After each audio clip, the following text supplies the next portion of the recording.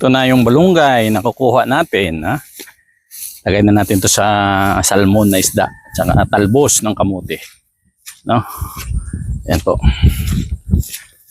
Oo, kita mo. Kaliparin natin ang drone dito pag uminit. Ha? Makikita natin ang buong area nito.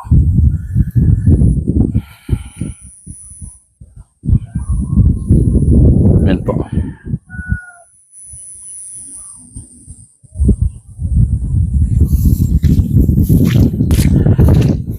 Putik. Uy. Itong buhay probinsya sa may Palayan pag umuulan dito. Umulan, bumabaha ang mga dumi. Dapat maayos nila yung ano diyan, ng sapa. So maraming salamat. See you and God bless po sa lahat ng aking mga followers. Maraming salamat.